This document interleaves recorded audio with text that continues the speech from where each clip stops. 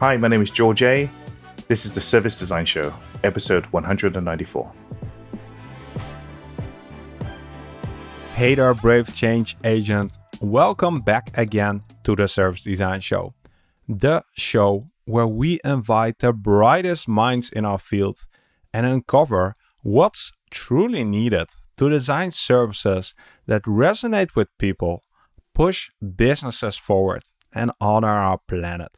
I'm your host, Mark Fontijn. Our guest today, George A., is a highly respected design leader, a longtime professor, and the co-founder of the Greater Good Studio. After working for one of the most prestigious design agencies in our field, that experience left George disillusioned and eventually without a job. It was a turning point for George where he started to wonder what the price is that we pay for not being more critical about the clients we engage with and the challenges that we take on. Because when we primarily focus on the question whether we can do the work instead of whether we should do the work, our skills will get misused for an agenda that we do not support, leading to irresponsible outcomes that go against our values. So ever since, George has been on a mission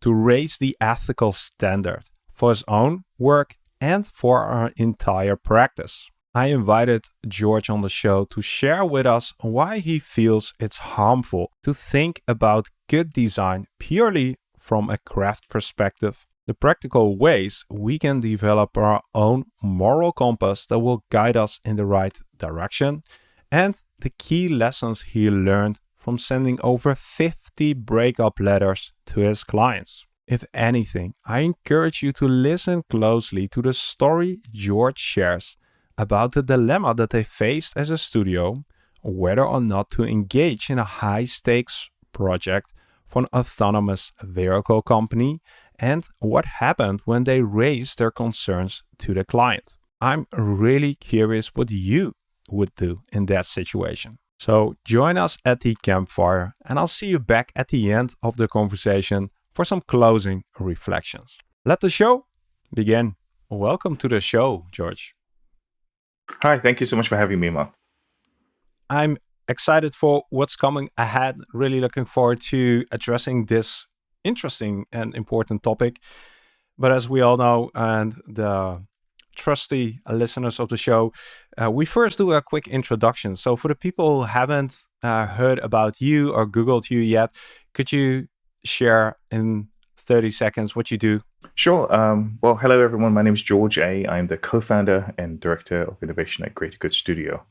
And my role is to be guiding projects, working with clients who are all either nonprofits, foundations, or government. And that's our studio's entire focus, is to work in the social sector, to use design to make for a more equitable society. That's a good... That's good. Version. Yes, that's very succinct. Thank you.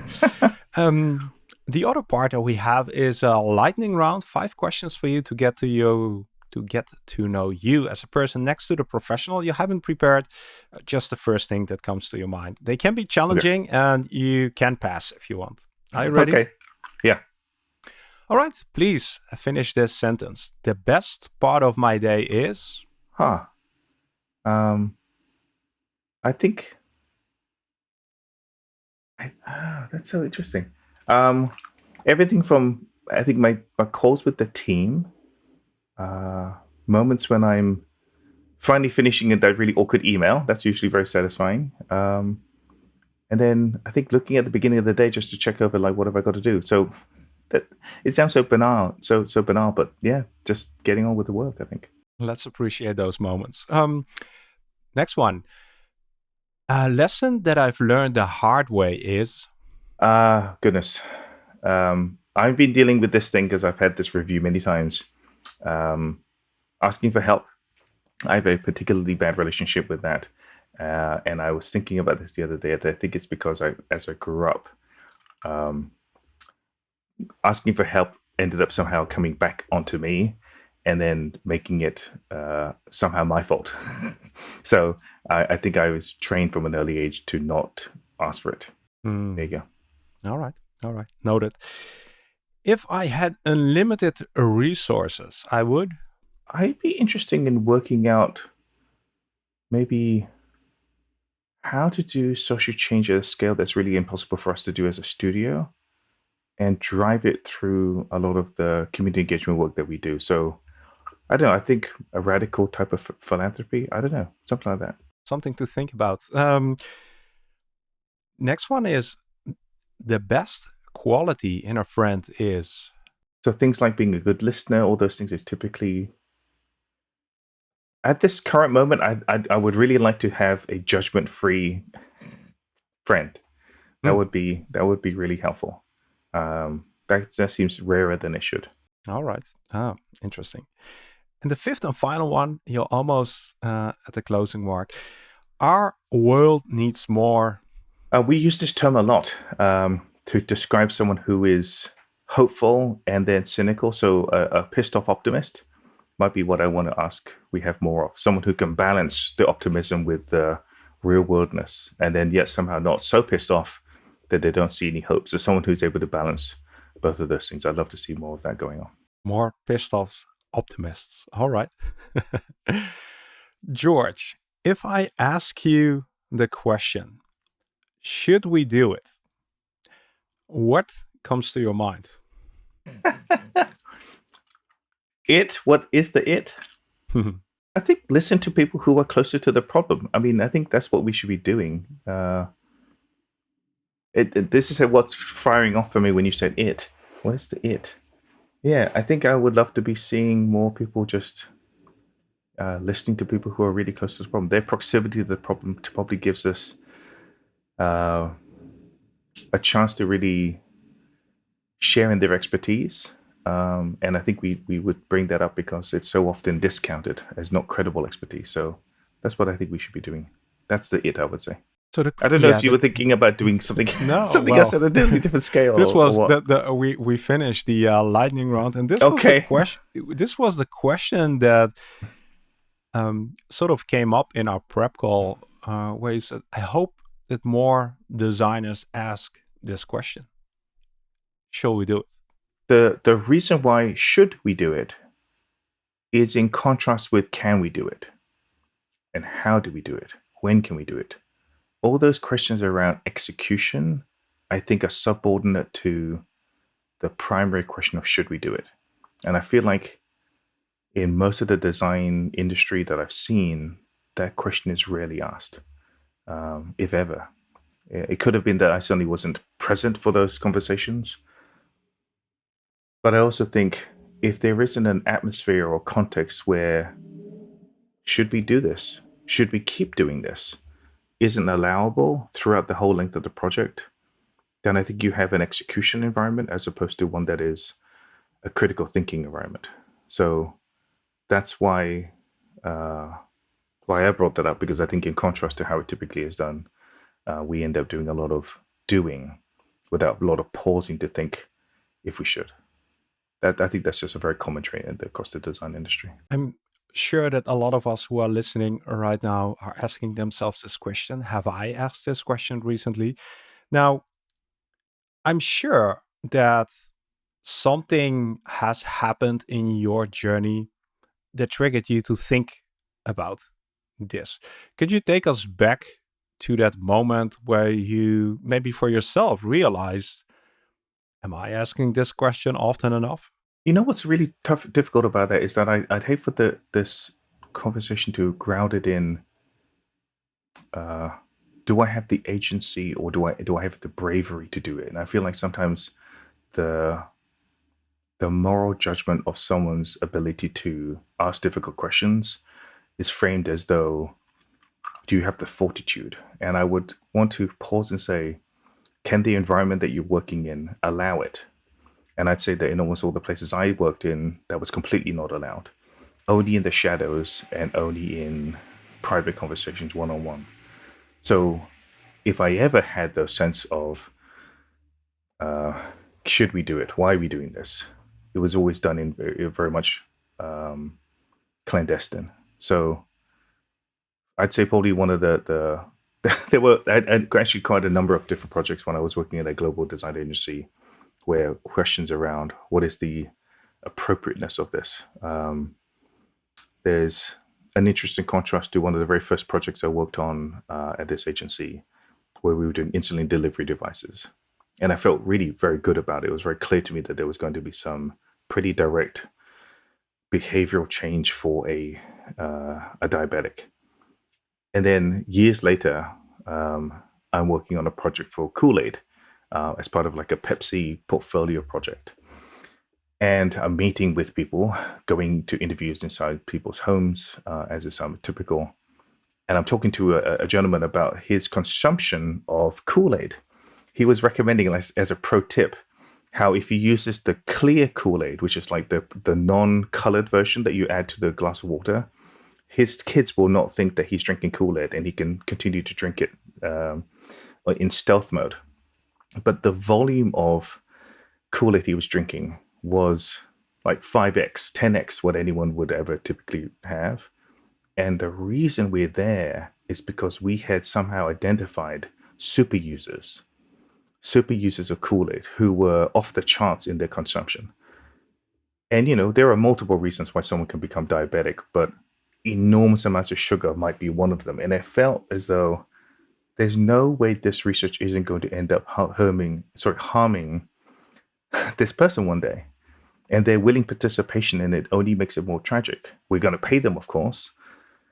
But the idea that the learnings and insights from this is only going to create more consumption for people who are already off the charts in the consumption now, it's very hard to come back and think that this is somehow helping anyone other than this sugar-based corporation. There are others. Like I worked on a project for BP, and I'm working on a convenience store redesigns. And I remember one of the senior designers on the team saying out loud to the client team, almost trying to be provocative, but I remember thinking, that's so weird. They were saying, why isn't there more one-handed food innovation? Like, as in, like, this is obviously a very American phenomenon, but one-handed food would mean you could drive and eat. So I was thinking, what am I doing here? What are we doing here? And I realized, like, I'm on a train I can't get off. But again, to say this stuff out loud comes with so much cost, materially to me in the moment, as well as one's career in those types of settings. I already know what the response would be to that question, which is, well, you don't have to work here to do this. Like, you can have those questions, but that way's the door. So the receptivity is well understood, even though it's not in any employee manual. But it's very, very apparent that this is how it's going to be. So yeah, those are the types of moments that makes me pause. Thank you for sharing those stories with us, and I'm sure you have many other examples. Now, many questions that arise for us here, but let me start with this one. So, you had these encounters, and at some point it was like, okay, I've seen enough. I can't continue working and living this way, making people sick, causing more accidents. What gave you the courage to step away, choose a I'm different path? Yeah, I really want to not make it a value judgment, because I feel like most people wish they could. And it's only got to be after 7 years in this global agency. I felt like I was getting very little back, Mhm. and I certainly knew like it was going to be a matter of time. One of the privileges from working in a place like that is that you leave with um, like a globally recognized type of reputational borrowing that comes from working from somewhere at that level. But I also knew that if I wanted to go do something else and went to an equivalent studio um, that is in the same sort of like global tier, not that it was ever really like an office, not like I was like turning down offers by any stretch. That's not true. But I also calculated that if I went to work somewhere there like this, it would be the same bullshit but with different clients, because the industry-wide phenomenon of self-deception is so rampant. I can't see that being different at a frog or an astro or a fjord any differently than the one that I was working in. So what I wanted to do was work out, how do I exit commercial design altogether, and how can I do it without with still the ability to be able to pay my rent. So Mm-hmm. Mm-hmm. I was very, very fortunate. I don't think it's to do with courage. It is to do with good fortune that I had fostered a relationship with the Chicago Transit Authority. I was able to have uh, an ongoing relationship with some of the folks that we'd met there, and I was able to get a job with an offer. So I went from essentially the coolest design studio in Chicago to the largest bureaucracy in Chicago, and that was a very hard left turn. But I also knew that, to me at least, I don't want to feel as though I'm in a place where there's a massive misalignment between what we say we do and what we actually do, or at least what we tell ourselves and what's happening out in the world. Um, and I could take the bureaucracy, I could take all of the changes in culture, because at least I knew where I stood. So yes, good fortune and having the financial means to still pay the rent, like not sacrificing everything. Now, the examples that you shared, like the diabetes story, or again, people getting killed because they're eating a sandwich while driving, those I don't know. Those might feel or are a bit on the extreme side. And in those situations, it might be easier to sort of check in with yourself and ask the question, should we do it? But my hunch tells me that most projects are somewhere in a gray area where you just don't know Yeah. whether or not you should do it. Sadly, from my experience, the diabetes and the convenience store for gas stations is in the middle. It's not that extreme. There were projects I heard about that were for defense contractors. There were projects that were for Anheuser-Busch, or whatever beer company that we were working with at that time.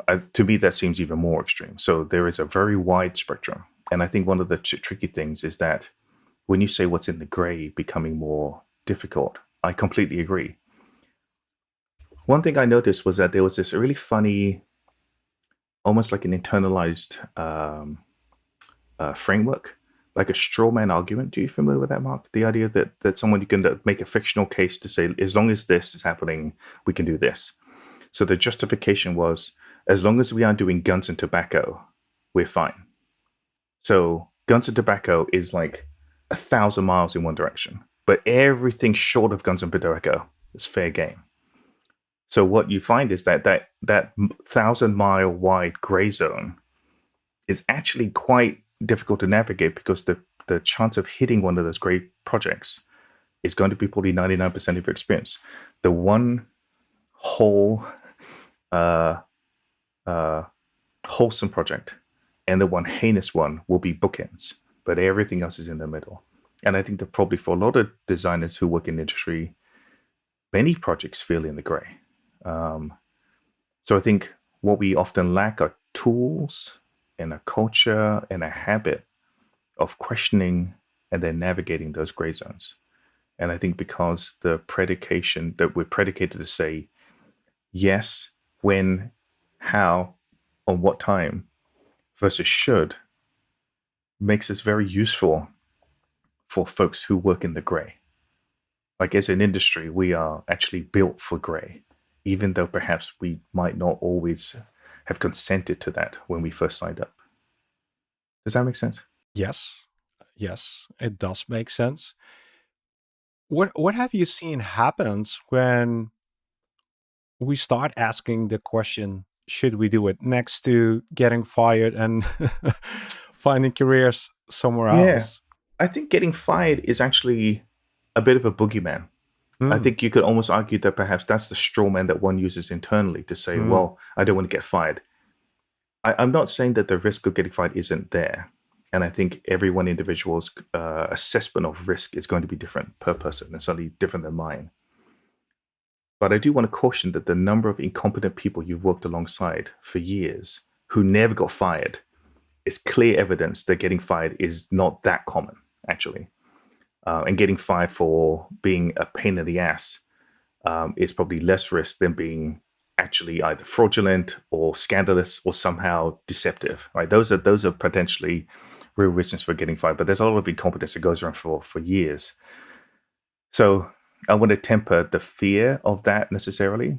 I think what can happen, which is quite material, is a reputation, for being difficult, a reputation for being an agitator, a reputation for being not a good team player, like things that are sort of deemed as though not professional versus someone who is asking the right questions. That can be a real balancing act. And I think what's unfortunate as well is that the racial component can also muddy conversations around who gets to be an agitator, who gets to be annoying, who gets to be a person who raises their hand. Could you And I give an think, example of how that plays out? yeah, I mean, I think in America there's a pretty constant phenomenon that if you are a person of color, um, we are not particularly interested in making our jobs harder already, because there's often a sense that opportunities for leadership, pathways for leadership, being seen as an equal to your white peers is not always going to be true, and is often not true. So then to add a layer of agitation comes with an additional cost that isn't probably felt by everyone. In my particular case, working at this global agency, I had one extra layer of being a foreign national, because I came over with a British passport, even though I'm technically Burmese, but grew up in England. I came over as a foreign national, so not as a US citizen. So the added risk of deportation is always kind of like looming in the background. I mean, again, I probably have to do quite a number of deliberate sabotaging acts to get fired, but firing would mean deportation. So there's that extra burden. But I think if you are a US citizen and a person of color, particularly if you're black, and heaven forbid you're black and female, you have so many factors that you are considering at all times that when you are not those identities, it might be curious to you why there isn't a why are you not being more vocal? Could be a question. Or why aren't you speaking up more, as opposed to, I can't believe you spoke up at all, considering all of the factors that go into play. So that context, unfortunately, can muddy who gets to and when. So you end up becoming very, very precise, and you end up becoming very conservative about when am I going to spend my shot, because I'm not sure if I'm going to get another one. So how would we know? How would we know if it's worth speaking up this time? If the answer to the question, should we do it, is a definitive no, to the extent that we again need to speak up? How can we know? Yeah, so something I want to reference is now a 12-year journey at our studio to work out how to tackle these very same questions. Um, my co-founder and I have been in multiple design studios where the culture was can we, and for how much, and when. And the environments of why are we doing this? Should we do it? And the possibility of even saying no was so unicorn-like, it was mythical. So we were quite sure that we wanted to change that environment at our studio, and then hold ourselves accountable by hiring perhaps the same agitators that would have otherwise been kept quiet in another place. But I think when we have dialogue with our team, and our team is very, very good about keeping the two of us accountable, and are all up in our business whenever we slip. And I think that there are going to be times when they have seen things that they wish were different and not said anything, because I'm sure that they aren't particularly interested in doing all of that emotional labor of bringing things up with us every single time either. So they are, they're not spending that willy nilly. But when they do bring up feedback for us, we have to really pause. And it's very, very challenging for us as leaders, as the two co-founders, to hear it, as it would be for anyone. But we are pretty sure that when we react poorly to feedback, we are essentially telling the team, we want your feedback to be shallower and less real, Hmm. because we've essentially trained you to say, we aren't taking this seriously. Now, there's a funny phenomenon at our studio is that sometimes both the co-founder and I think as a comfort seeking measure, sometimes overreact to feedback and like quickly rush to fix something because we kind of want the pain to go away. And in that rushing, I think we might actually be making it worse. What we could or should be doing is maybe just pausing, not doing anything at all, and actually sitting with that discomfort, which is so hard. So the reason we do so is that observation we talked about before, that when we receive feedback and it is received poorly, we're going to ensure shallower feedback the next time. So I've been in many places where the reaction to a question, the reaction to some hesitation, or this is giving me concerns, gets shut down immediately, which basically says, "Oh, we should never talk about this ever again." It's sort of like knowing if you're in a household with parents who don't entertain certain things. You've trained your kids to react in certain ways so that if you go to a store and you've never bought them candy, why would they keep trying? So in some environments, that is completely understood. No word has to ever be said. So what we've been challenging ourselves to do, and I think this goes in a real powerful and I think respectful tension with our team is, can you tell us when something is up? And then can we make sure we hear it? And can we ensure we do it again? Because the chance that it's going to be right is so rare, much more likely is that it's going to be off by a bit. So we have to have a respectful tension of, can we work on this together, and can we do so through viable, respectful dialogue about we are both on the same side. Can we get to something that's better than either one of us could have gotten? What's interesting about your story is you sound like somebody who's really diligent and who has a very strong moral compass and weighs decisions on a certain scale quite heavily. You still obviously get feedback, as you said, is a 12-year long learning journey. If you now look in hindsight, would you be willing to share with us some examples where you um, made a wrong judgment call, even though you are so diligent? What was the feedback that you could have seen coming in hindsight? Oh, Mark, this is you're coming at a tough time. We're going through so many things at the studio, some of which I really shouldn't even discuss. Uh, let's see. Um, I mean, there are client relationships, plenty, where we think we are on the right page, and then something changes.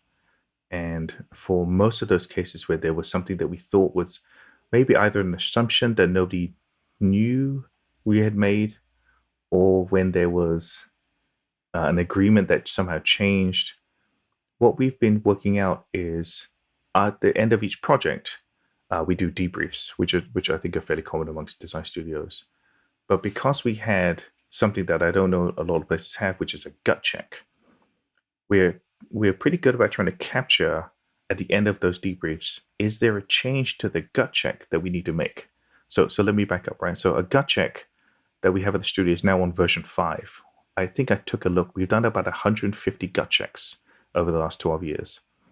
That means that we are vetting very thoughtfully and very carefully what is this incoming business opportunity. So pre-contract, pre-everything. Almost as soon as the first phone call is done, we start developing a gut check. And what we found is that the gut check is about 20 questions. It takes about 40 minutes to fill out. Every one of those questions are there because a project blew up over the question that we didn't ask. Does Mm-hmm. that make sense? Mm-hmm. So every one of those questions are hard earned. So one thing, for instance, was a question that has since then has never been, we've never had to ask, sorry, we've never had to answer in a positive. We just said, okay, right, it's a normal state. But the question was, are we facilitating across one organization or multiple organizations? Because we never thought to do this before. So we worked with a client that was a large federation of member-based organizations, all nonprofits. And we went in there thinking, oh, this will be this is just a regular project. How bad can it be?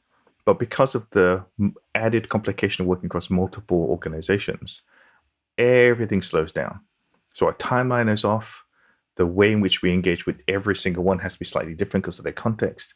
The project was completely mislabeled and miscategorized. So in terms of a error, our judgment, or my judgment in particular, we read it wrong. So what we've done then is say, okay, how do we flag for this as an issue since it completely tripped us up? So the utility of making a question that deliberately asks what caught us out last time is how we made a gut check. We've basically built up a library of go-to questions so that we can at least pre-identify what kind of project it's going to be, what type of engagement it is, what type of complexity. It doesn't really determine ultimately, it doesn't have a scorecard and say, look, if it's above 50, it's a yes. If it's below 50, it's a no. It's not that simple. It's very qualitative, very discursive. It's about having us engage with our gut instincts, our logic, and then say, can we talk about it? Like this like idea of the gray that we talked about earlier. To us, this is one of the biggest tools we have at navigating the gray, because we're trying to pick apart, why does this gray element trigger me so much? Why does this gray element make me feel really weird? Even one of the questions we have is, what colonial assumptions are embedded in our conversation? Right? What colonial aspects about this project, this RFP, this brief, can we flag? Like, we should know to ask that, because sometimes our clients are, on one end, a white savior, or another, trying to be dominant. So we could end up having our project be playing to those old tropes unless we know to ask. Thank you. And that helps. And the example that you gave, for instance, working across multiple organizations, that might be a almost more practical question. I feel Mm-hmm. that you also have uh, more ethical concerns and questions and guidelines there. Maybe you can touch upon this in the context of the fact that, from my experience, the design community is a bunch of quite optimistic and positive people. So whenever we see a challenge in front of us, we always have the feeling like, let's give it a try. We'll make the best out of it. Like, uh, we let, if anyone does it, let it be us, because we Oh, sort of. Uh, oh, Mark, all right, I see you're getting fired up. Please it's go. it's that particular phrasing I have used in talks, because I find that it was common in places I've worked. Of, they're going to spend the money anyway. Why not with us? In fact, if they do it with us, I know we're going to do a good job. You know, that is both true, and it is a narrative we tell ourselves to not allow for the discomfort of asking those more difficult questions. I think there is a inherent natural, I'd say even human aspect of, if I don't ask, I can't pretend that I didn't know. If I don't ask these questions, I can actually have a certain level of innocence, dare I say, or obliviousness that can shield me from greater and later scrutiny. And I can be absolved of any culpability, because how would I to know? So the optimism you describe is absolutely true, and it's a beautiful thing that happens across our industry.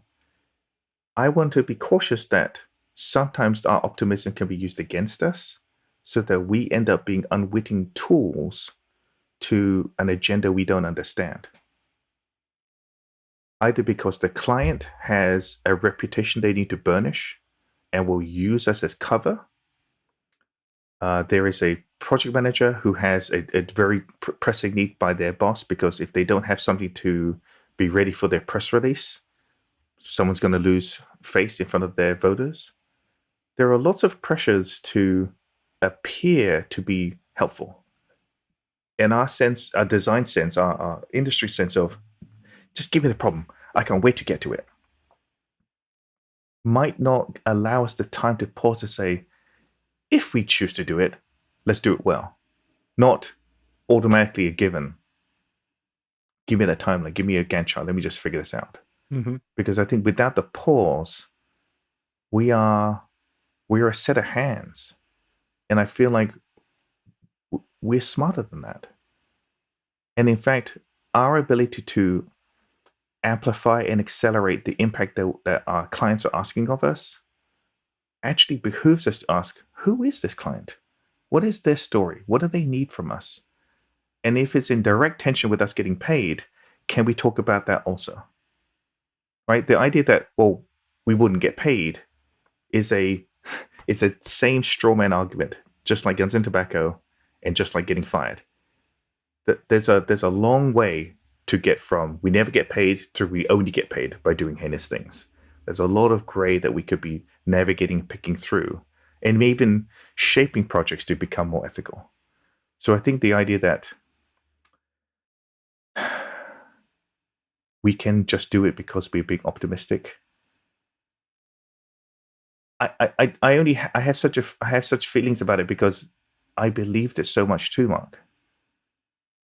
And then I started to see in my own projects the harm that it was doing. And I'm thinking, I don't know if I can stay optimistic in light of this anymore, because I allowed myself to just think a little more about what are not even unintended consequences. They are 100% intended consequences. It's highly predictable. It's so obvious, in fact, that people are going to be driving and eating one-handed food more conveniently. It's only going to happen that more calories are going to be consumed because it's quick, it's cheap, it's fast. There's no healthy outcomes from a project like the ones I've done, or the consumption of more Kool-Aid. It's 100% predictable. So do I wash my hands of it and say, well, I'm not paid enough to think about that, or if we do it, we'll know we'll do a good job. I started to question the value of those stories and wonder if perhaps we are getting used, or are we using that story to put ourselves to sleep? So if we do pause and take the time to be more diligent, whether or not we should engage in something, and if we do, under which conditions, I feel people do that to a certain extent. But listening to your arguments, we should be even more. I don't know, more thorough with that. If you look at how your gut check has evolved over the years, are there certain axes or perspectives, or can you are there patterns in the questions that you ask during the gut check? Yeah, well, it's the same set of questions, um, and they range from practical to ethical. So Mm-hmm. practical things can include, um, like, what kind of recruiting conditions are we talking about, through to, does this even match up with the wheel, like our skill set? Because sometimes people get confused. I'm sure, Mark, you've been approached for things that are not in your wheelhouse because they just think, well, you're a designer, it's all the same. Um, so we have to kind of check to see, like, is this really something we can even do, and can we do it on time? Even budget is in there, of course. But then ethical things around, uh, what is the sensitivity and the vulnerability of this particular group of people. So we're at the point whereby we haven't as yet incorporated trauma informed questions into the gut check yet. We have got to a point where we have now a working draft of a set of ethical practices for our design research, which we, if we get to a proposal, because let's say we get to the gut check and then say, look, we're not going to pursue it, that we don't even get that far. But if we do put proposals together, we often include this link to a Google Doc, which is, here are ethical practices, so that people are aware of what they're paying for. And we're basically saying, you're paying for us to be more ethical. So that's, I think, really, that's like slightly subversive, but I do like that we've included it. But the gut check question can really be from practical to, again, ethical, around what is the nature of our role here. They're asking the question of, like, what are the colonial assumptions, unintended consequences, is really directly asking the team and ourselves, how is this going to go sideways? Because if it did, we should take some responsibility for it. If it doesn't, great. But again, that optimism you just described, that is such a standard practice. The whole industry is like doing this. It's like saying, It's gonna be great. It's gonna be great. It's gonna be great. And because they're doing this, there's no there's no planning for when it goes sideways. Mm-hmm. It's Mm-hmm. like writing a really bad contract that has so many gaps because he just didn't think it through. Mm-hmm. That's how we operate on this right now. We're operating on a lot of wishing on a star strategy. I guess that's part of the optimism, and maybe that has to do with education and the idea that we are creators and we can fix anything.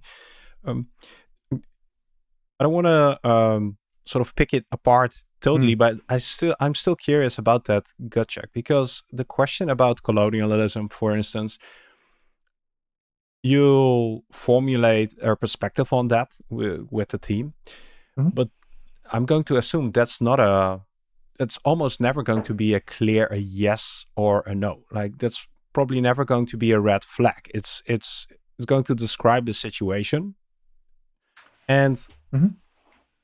from that, like you all have many answers in your gut check, but still no conclusive answer whether or not you should proceed.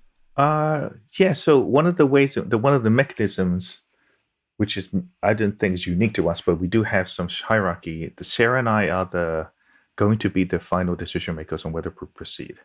We have the financial responsibility, and we're the owners of the company. So in other places where there are larger companies where there's a formal CEO, there's a board, that everyone is an employee, beyond the founders. There's still going to be a hierarchy, and well, there will be a decision made by some ultimate decision maker. Ours just happened to be our version. So the gut check doesn't produce an answer. Does that make sense? It's not there to Yes. produce one. It is to produce a thoughtful record of the discussion, which we can look back on, we can refer to. It can be a place also where someone can flag a very, very strong opinion of like, this is really concerning to me. And our duty as the decision makers is to address every one of those points. So what we often do in terms of a practical method is that we take the initial call. Sarah and I will then fill out the gut check. The gut check then is thoroughly reviewed by our team to basically check and sniff out any bullshit that's in our answers, because the self-deception we could put in there is 100% likely. So they sniff. We then have to respond to all those comments. The whole thing takes about an hour to prep, then an hour of the dialogue. And then the questions that come up from that dialogue, we then take back to the client. So Mm-hmm. our next call is armed with a level of piercing insight that we could never have had on the first call. We look so smart on these calls because our team has been so generous about really interrogating what is the nature of these questions. We had this moment where we had a really fascinating, really inspiring client who does a lot of work helping individuals. This is an American organization who helps individuals who have training, but not through a traditional 4 year degree, like a traditional American Mm-hmm. college system. So they are working professionals, but because of the lack of a 4 year degree, they've hit what many people call a paper ceiling, as in they can't progress in their career and economic mobility without that bachelor's. So their organization has a really interesting way of describing the work they want to do. And we noticed when we were when we were looking at some of the description on their website about how there's something funny about this dialogue. It sounds like they're like it sounds like they're saving people. So, oh, that's weird. Which is kind of common in a lot of nonprofits. Sometimes there's a sense of like, these people are so poor and needy, they need our help, which could well be true, but there was like a funny tone to it. So it got flagged by our team, and then it's like, oh my god, I can't believe I'm going to have to ask this question of our clients. So it's like we're going through the call, having a really lovely conversation, getting to clarity on what the project is, and then it's like, okay, I'm going to have to bite the bullet. Hey, so we noticed this funny thing on your website about it. It sounds almost like savior language. What's up with that? Okay. And they said, oh, I'm so glad you said it. We noticed it too. We struggle with that as an organization. But and then we talked about how their language works really well with their funders.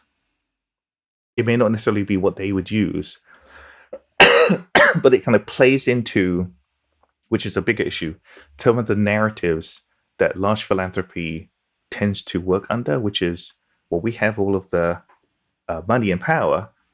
Let's help people who are poor and needy. So that's that. Like that was actually a really interesting case of like our team noticed something, we noticed something. I followed through in asking the question. The team were very gracious about receiving it, and then we got to an understanding. Okay, cool.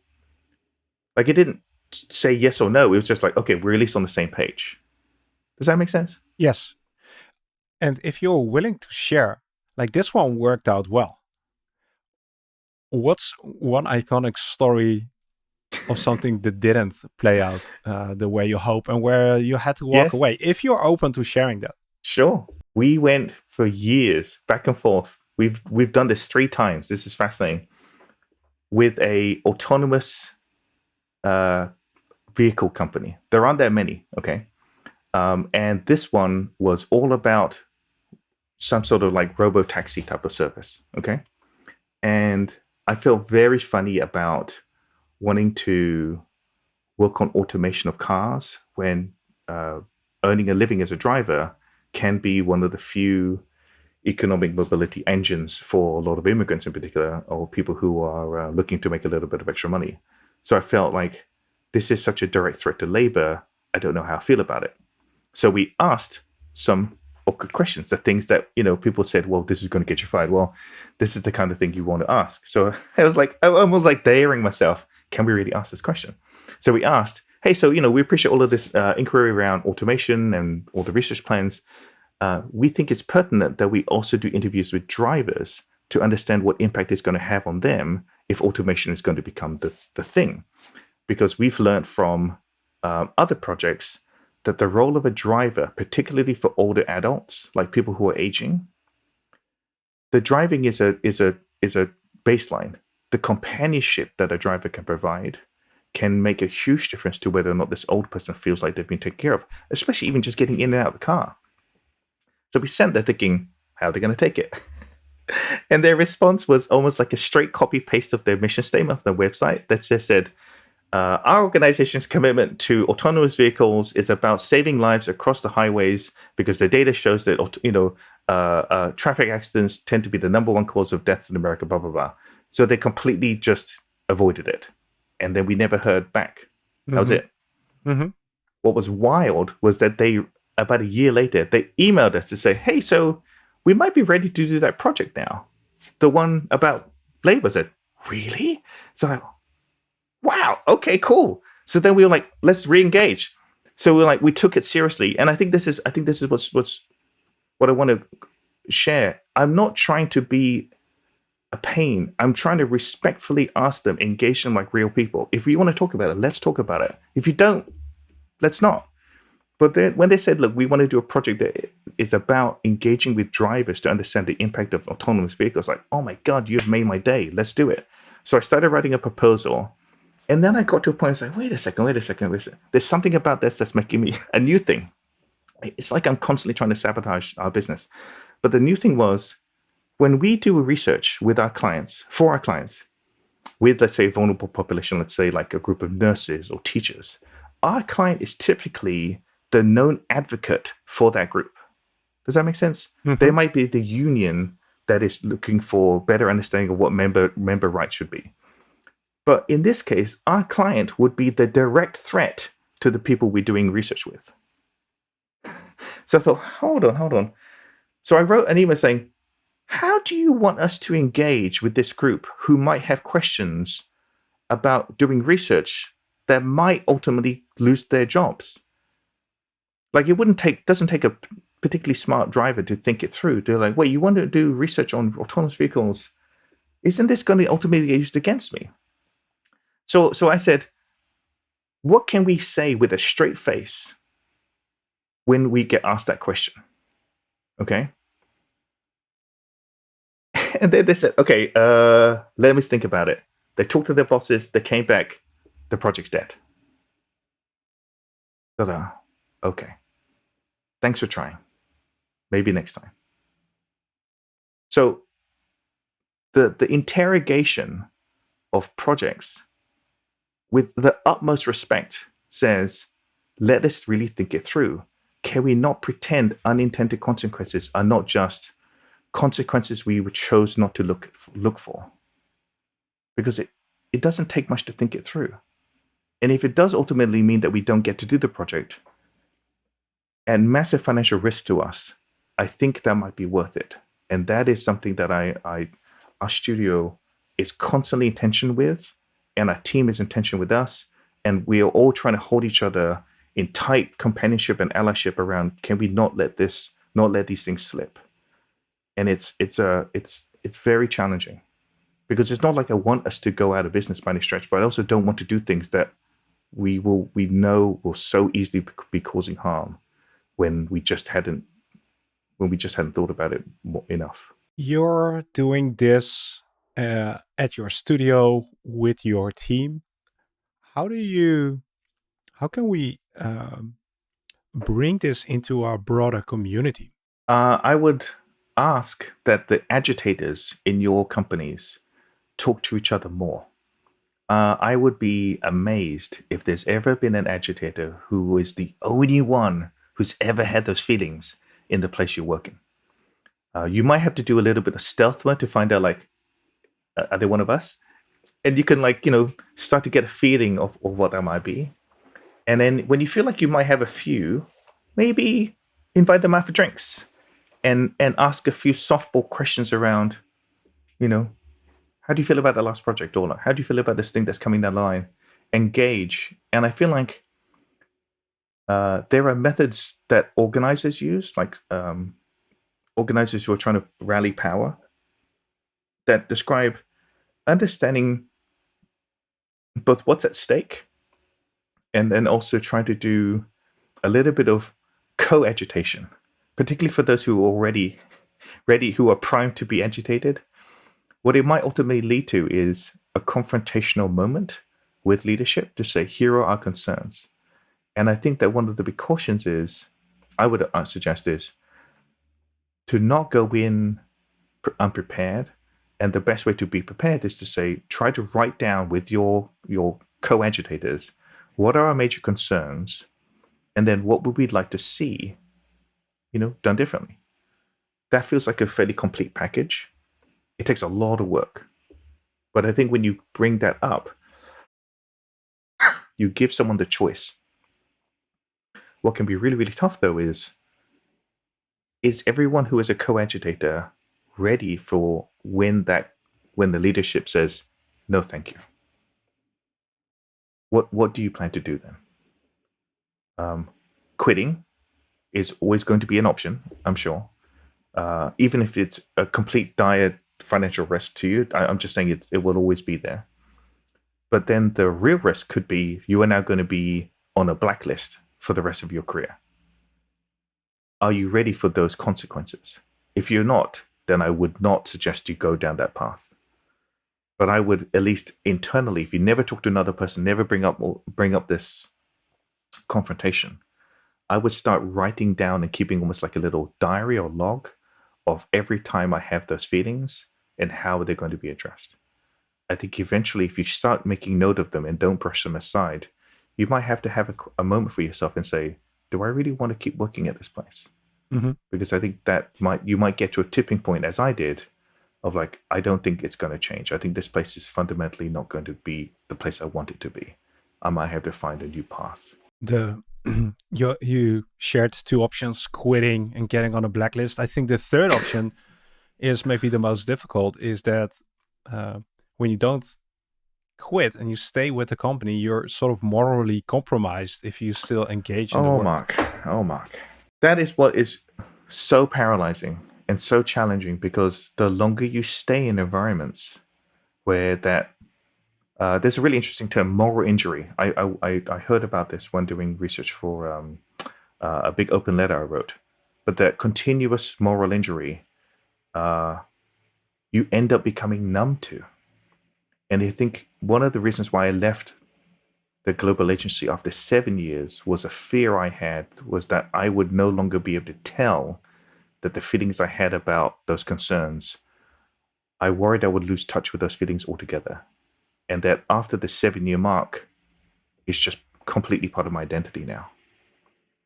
Not only am I culpable, complicit, implicated I'm now an active perpetrator. Like I was fearing an identity shift of I'm a resistor to I'm just getting on with it. So it's scary stuff. Yeah, it's scary stuff. And it would be good if we as a community found a way to keep ourselves accountable and have a more critical perspective on the work that's being done and having this debate out in the public more often. Yeah, I've been giving a series of talks called That Quiet Little Voice across America, and I was just in Australia and New Zealand on something called the Doing Design Differently tour. 5 cities in 3 weeks, giving the same talk, the Quiet Little Voice, trying to rally industry around there being a system of accountability that is a code of ethics, standards practices, a licensing requirement, community engagement that would actually hold us accountable, a whole series of different things that are more akin to the professionalization rule set that exists in medicine, in law. Engineering has a number, architecture already has it, social work for sure. And I think if we talk about that, one of the posits is if we want our industry to change from a craft based trade into a professional career, there are some requirements that might hold us to say these are the minimum standards we adhere to. And that without them, it makes it very confusing for clients and more prevalently, communities that we engage with to know what are your standards.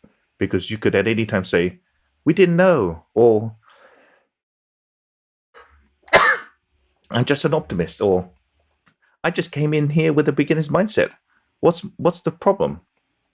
And like defaulting to not knowing, or I just doing wishing out upon a star strategy makes us a massive liability. So I would really hope that as an industry we can self-determine a shared set of standards. But all my ranting is making my throat sore. That's a good sign. That shared set of standards, I feel that's going to be a follow-up episode, George, because that's all we have time for today. If somebody from our group who's listening to this conversation got excited and wants to learn more, what is a good place to direct them to? Please come visit our studio's website. It's greatergoodstudio.com. You'll see case studies, of course, but also language we've written around how we do our work, why we do our work, how we started. There's a lot of the team has worked so hard to write really good material around why we think this is important. So I hope folks enjoy. Actually, well, there's one more thing. There is something that's really cool. Mark, can I just go on a little bit? Go on. We do offer something called a fireside chat. So somewhat akin to this. Maybe it's not recorded or quite so formal, but we host a virtual fireside chat every month because we knew that when Sarah and I started the studio, we could never get access to the founders or any of the team members of a company and ask quote unquote dumb questions. The ones that we felt like, well, look, I just don't understand how this works, or what does this mean again? And the space to be able to have that not be performative was incredibly rare. So we thought, why don't we make a space once a month where we could host for an hour on Zoom and have just anybody ask anything about the industry, about the studio, about projects, about how does this work without judgment? Because if you don't offer it, you might be waiting for something like that for years. So if anyone's interested, obviously go to the website, but the website has a link to the fireside chat. We love having new people. And over the last, 12 years, the questions have gone very sophisticated. They were really hard. They're a lot harder than they used to be. And it used to be things like, what's your favorite project? That we haven't had a project question like that in years. Now it's more like, what are your thoughts on the industry and how is it the end of design thinking? Like, wow. Like podcast level questions are happening on these calls. Like, oh my God, we got to be on our toes. So if folks want to join us for those, we host them every month. There's no limit. You can just come again and again. They're really great. Awesome. Good opportunity to continue this conversation and ask you some. It's not about tough questions. Well, just to get your perspective and hear your philosophy on this. George, I want to thank you for making the time to coming on and sharing your stories with us at our campfire. It's always great to be challenged and challenge the industry. So thank you for doing that. Thank you for keeping and setting the bar even higher. I think we all need that and benefit. Thank you so much, Mark. And really, this is all happening because our studio and our team is pushing us to be better than we are. So I owe so much to them for that attitude. But Mark, I wanted to say, this was a really great interview. I really enjoyed it, and I thought that the questions you had is what activates me. So thank you so much for being so thoughtful in your questions. Thanks for having me here. Appreciate it. Thank you, George. As we start to wrap up and look back on the conversation, I want to share some of my personal reflections. One thing that surprised me after this conversation with George is maybe how objective and explicit we can make our gut check. If things don't feel right, don't ignore that. Ask why that is. Write it down and turn it into a checklist. And think about what you can learn from this experience for the next project that you're about to take on. Is there a question you should be asking that you maybe aren't asking right now? This gut check needs to be something that keeps evolving. Having this conversation with yourself on an ongoing and regular basis is probably one of the most valuable habits that you can add to your practice. It's not only going to help you to raise the bar for delivering good design, it's also going to help you deliver more responsible work. If you've enjoyed today's conversation, please do me a quick favor. If you haven't done so already, click that like button. It lets me know whether or not we're on the right track by addressing topics like this. Finally, before we part ways, please take a moment to reflect and celebrate that by joining us today, you've directed your attention towards learning and growing as a professional. So, from everyone who you're going to impact through your work, thank you for taking the time and making the commitment. My name is Mark Fontein, and I look forward to having you with us again for a brand new conversation on the Service Design Show. Take care and see you soon.